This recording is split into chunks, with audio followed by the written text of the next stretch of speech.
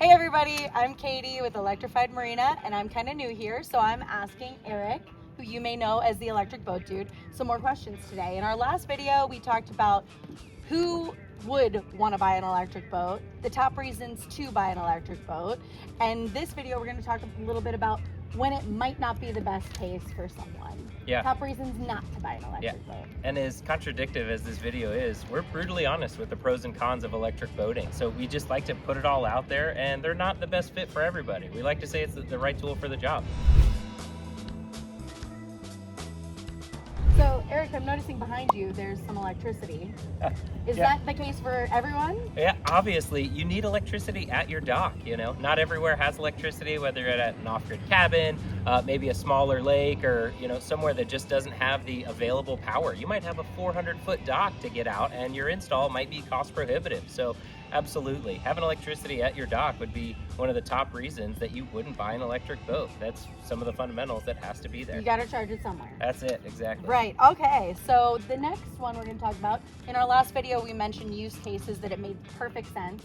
This one we might talk about some use cases where it doesn't make sense. What would those look like? Honestly, we always figure this out in our discovery call when someone approaches us that shows interest in an electric boat. There's some people, they might want to go deep sea fishing. They might go wakeboarding all day long. You know, if you're at Lake of the Ozarks, you might cover 100, 150 miles in a day. If your use case is that super long duration, then electric boats just aren't there yet. Energy density isn't there. It's one of the limiting factors. And so, you know, if you're covering more than even 40 miles a day, it wouldn't be advantageous to get an electric boat. You'd be pretty disappointed. And we try to figure that out in a discovery call before we waste anybody's time, because it doesn't make sense in every application. If I'm deep sea fishing, probably not the boat for me. That's it. Or wakeboarding, you know, 8 hours a day. Yeah. There's some people that actually do that. There's some people that only wakeboard 2 hours a day that it might make sense for. But if you're a heavy use case boater, then it's just not a good fit. That's fair. So if I'm shopping on a shoestring budget, if I'm a budget boater, electric boats, yes or no? It kind of depends. That's a loaded statement, you know. In terms of the lower horsepower side of things, there's a lot of guys with small John boats, bass boats, you know, like the sub 10 horsepower, it can make sense, and it's, you know, relatively affordable in terms of the parity versus gas. But above that, batteries just get very expensive. They get very heavy. You end up needing a bigger boat. So that is one of the downsides. You know, battery prices have been coming down drastically over the last 10 years.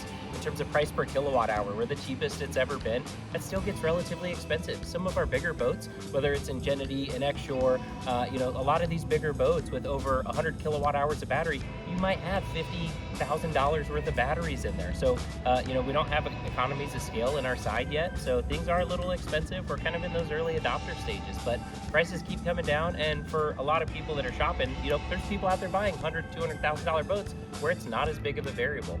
That's interesting. You mentioned the battery price is going down. It does seem like fuel cost is only going up. Very true. Absolutely. All right, so if I'm an absolute adrenaline junkie, I like to go as fast as possible on the water. Electric boats?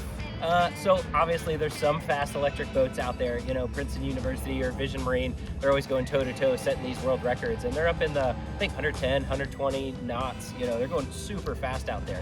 But in terms of production boats, you know, you've got Voltari doing, you know, 55, 60 knots, and then you've got the average production boat, though, that's in the, say, $100,000 to $300,000 range. They're only doing 20 to 30 knots, so not super fast. And the reason for that, energy consumption at those speeds is just through the roof. It is exponentially worse. Even above 7 to 8 knots, energy consumption just goes through the roof.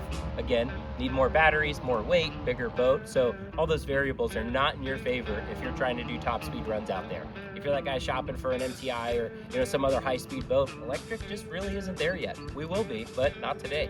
The faster you take it with your boat, the sooner you're going to have to charge it. Absolutely. And in reality, that consumption, you could eat up a whole battery in 30 minutes to an hour. And if you've got a fast charger nearby, sure, you can get right back on the water in an hour.